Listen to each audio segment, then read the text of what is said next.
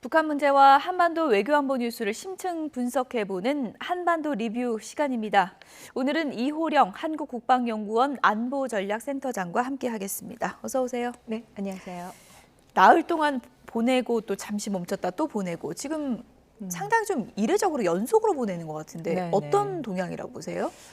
저는 이례적으로 4일 연속 4차례에 걸쳐서 보낸 것보다 왜 그동안 지난 한 달간 중단됐다가 다시 이렇게 4차례에 걸쳐서 연속적으로 쓰레기 풍선을 다시 보내는가에 더 초점을 맞출 필요가 있지 않을까라는 생각이 들어요. 그러면 지난 8월에 무슨 일이 있었느냐? 북한이 가장 민감하게 반응하는 우리가 UFS도 있었고 또 8.15 독트린 발표도 있었고 보면 북한이 어떻게 보면 민감하게 반응하면서 대응으로 나왔던 그런 도발을 하지 않고 한 일주일이 지난 이후에 쓰레기 풍선을 도발을 한다든지 북한의 또 국방성의 그 발표도 매우 낮은 또 공보실장 수준에서 UFS를 끝나고 나서 뭐 공표를 한다라든지 한미연합훈련 말씀하시는 네네, 거죠? 그렇죠.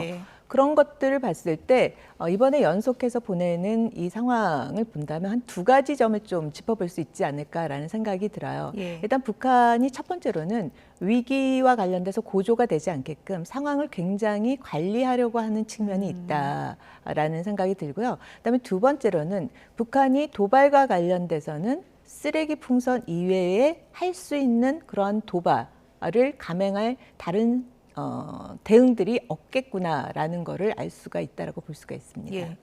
근데 왜 자꾸 쓰레기 풍선을 보낼까? 뭐 이게 효과가 있다고 생각하는 건가라고 생각했는데 분석하시기로는 다른 도발 대안도 마땅치가 않다. 지금 상황이. 네네. 그래서 풍선을 계속 보내는 것이다. 이렇게 보시는 북한의 내부적인 측면이군요. 상황을 보면 지금 7월 말에 그 압록강의 대홍수로 인해서 받은 피해가 지금 엄청나게 크잖아요. 60년 만에 가장 큰 홍수 피해다라고 할 만큼 그 압록강의 홍수가 자강도, 양강도에 엄청난 피해를 갖고 왔고 특히 자강도 피해에 대해서는 북한이 아무런 얘기를 하고 있지 않는데 자강도 같은 경우에는 북한의 주요 군수 공장들이 밀집된 지역이고 거기에서 보면 북한이 2021년이라든지 이때 보면 극초음속 미사일을 시험 발사했던 장소이고 ICBM 또 14 화성 14에 해당되는 미사일을 또 발사했던 지역입니다. 그래서 주로 그런 미사일 공장 기지 또 텔 기지에 대한 부분에 대한 얘기를 하지 않고 있을 만큼의 북한의 피해 규모가 북한이 발표하고 있지 않은 것 대비 굉장히 크다. 라는 점을 알 수 있고 그런 거에 내부적인 문제를 해결해가는 과정에 있어서 도발이라는 것을 생각할 여력이 없다. 그럼에도 불구하고 적대감, 북한 주민들에 대한 적대감 고취에 대한 그런 단합력을 높이기 위해서는 뭔가를 해야 되는데 거기에 해당되는 게 바로 쓰레기 풍선이라고 볼 수가 있겠죠. 일각에서는 북한이 여기 넣을 쓰레기 수급이 원활해졌다. 아무래도 뭐 수해랑 연관지어야 될까요? 넣을 쓰레기가 너무 많아졌다. 뭐 이런 얘기도 있더라고요. 뭐 일부 뭐 그런 말이 뭐 생각해 볼 수는 있겠죠. 갑자기 쓰레기 양이 엄청나게 많아졌을 수도 있고 그러한 최소 비용으로 일종의 북한의 어떤 불만이라든지 내부의 대적간을 고취시키는데 저비용 측면에선 그런 생각을 해볼 수도 있겠죠. 모레가 이제 구구절 정권 수립 기념일이잖아요. 이때 되면은 이제 긴장할 수밖에 없는 게 이 전후로 좀 도발을 지금까지 많이 했기 때문에 올해는 어떤 분위기라고 보세요? 일단은 북한이 지금 최우선적으로 하는 거는 수해 복구의 규모는 생각지도 못했던 변수였던 거죠. 우리가 보통 상반기에 뭐 북한의 도발이 가장 높아지는 시기가 어느 시점인가라고 했을 때는 후반기에 보다 더 초점을 맞췄었는데 이런 7월 말에 생각지도 않은 변수로 인해서 어떻게 보면 러시아의 우크라이나 전쟁을 지원해야 되는 그런 어떤 물자 지원이라든지 군수 물자 지원이라든지 이런 것도 차질을 빚고 있다라고 볼 수가 있고요. 그다음에 북한의 내부의 이러한 수해라는 것이 사실상은 자연재해라고 보기에는 인재라고 볼 수가 있는 거죠. 관리를 제대로 못한 겁니까? 그렇죠. 기본적으로 지금의 지구 온난화로 인해서 항상 예상할 수 없는 폭우는 계속해서 반복적으로 발생을 하고 있고 이미 또 북한이 그전에는 또 대동강에 또 큰 수혜가 있었음에도 예. 불구하고 그런 거를 복구하는 작업에 있어서 바로 단동시에 있는 중국과 엄청난 차이를 보이고 있었다. 예. 결국에는 그 피해가 북한 주민들에게 다 간 거라고 볼 수가 있겠죠. 예. 지금 수해 얘기를 하셔서 이 얘기도 좀 여쭤봐야 될 것 같아요. 수해 관련해서 관리의 책임이 이번에 좀 크다고 하셨는데 관계자, 간부급들을 지금 수십 명을 처형했다는 사실이 좀 알려지기도 했잖아요. 이게 물론 네네. 정확한 사실은 확인된 건 아닙니다만은 이게 만약에 사실이라면 상당히 좀 이례적인 일이죠. 앞서 말씀드렸듯이 예. 그만큼 많은 간부들을 바로 수해가 났던 해 바로 정치국 회의를 통해서 평양북도, 자강도, 양강도 책임 비서들을 다 바꾸지 않았습니까? 예. 그리고 나서도 지금 더 많은 간부들을 숙청을 했다라는 것은 결국에는 그 피해 규모가 얼만큼 크고 북한 당국이 그 문제를 해결해 가는 데 있어서 얼마나 어려움이 큰지를 반증해 주는 예. 대목이라고 볼 수가 있겠죠. 수해 때문에 처형까지 한 적이 과거에 좀 있었습니까? 그 정도까지는 없었죠. 근데 예. 앞서 말씀드렸듯이 예. 중요한 건 자강도의 주요 군수 공장들이 다수의 피해를 입게 됐고 거기에다가 특히 우크라이나 전에 사용되는 러시아에게 약속한 군수 물자라든지 그런 무기의 공급이 원활해지지 않는 그런 국면이 발생을 한 거죠. 예. 그러니까 김정은의 머릿속에서는 없었던 생각해보지 못했던 아. 그런 문제 카드가 예. 등장을 한 거라고 볼 수가 예상 있겠죠. 못한 시나리오다. 그렇죠. 만약에 이 수십 명 처형이 사실이라면 그만큼 북한의 이제 수해 피해가 심각했다라고도 반증을 하는 것일 수 있는데 그렇다면 북한이 그런 내부 상황이라면 구구절도 있지만 11월에 미국 대선인데 네네. 하반기에 뭐 고강도 도발은 현실적으로 좀 쉽지는 않다 이렇게 봐도 될까요? 북한 내부 상황을 봤을 때는 그럴 가능성이 그렇게 높지 않다라고 보여지고요. 지금 수해 복구와 관련돼서도 나오는 것이 지금 최근에 찍은 그 민간 인공위성을 통해서 봐서도 한 달이 지났지 않습니까? 한 달이 지났는데도 거의 뭐 복구를 못 하고 있는 상황이에요. 그렇군요. 그렇다면 이런 부분이 몇 달을 더 간다라고 볼 수가 있고요. 그런 상황에서 고강도 도발, 전략 도발을 하기에는 북한 내부적으로 이전에 6차 실험을 했을 때에 받았던 그런 거를 감내하기는 훨씬 더 큰 비용을 부담을 져야 되기 때문에 내부적으로는 7차 핵실험이나 전략 도발을 할 가능성 그렇게 높지 않다라고 보여지고요. 예. 또 미국 입장에서도 예. 민주당이 됐던 공화당이 됐던 간에 예. 북한이 그러한 도발, 고강도 도발을 통해서 그것을 협상의 장으로 협상용으로 위한 도발이다라고 인식을 하고 있지 않다라는 점에서 굳이 북한이 그렇게 7차 핵실험을 단행을 할 가능성은 예. 그렇게 높아 보이지는 않습니다. 예. 그럼에도 불구하고 우리는 북한이 어떠한 도발을 할 건지에 대해 항상 준비는 준비해야죠. 해야 되는 거죠. 예. 그리고 특히 항상 미국의 그런 대선이나 이런 게 임박했을 때 그런 도발이 있어 왔기 때문에 예. 거기에 대한 철저한 대비와 그런 부분에 대한 감시, 예. 태세, 경계 강화는 필요한 부분이라고 볼 아무래도 수가 있습니다. 국제사회 주목을 끌려고 하는 게 늘 북한의 도발 패턴이었으니까 그렇죠. 그 부분을 좀 예의주시해야 될 텐데 사실 7차 핵실험이 좀 임박했다는 건 사실 저도 보도하면서 참 오래된 것 같거든요. 그렇죠. 몇 년 됐죠? 예. 한 2년 넘었죠? 오늘 해도 이상하지 않을 만큼 예. 항상 준비되어 있다라고 할 만큼의 그런 북한의 상황이었는데 근데 내부적인 상황이라든지 그리고 또 미국의 대선 과정에서 실제로 뭐 민주당이나 공화당이나 북한의 이런 행동의 패턴이 충분히 학습이 되어졌기 때문에 이것이 협상용으로 가기에는 실제로 그렇게 높지 않다라고 볼 수가 예. 있겠죠.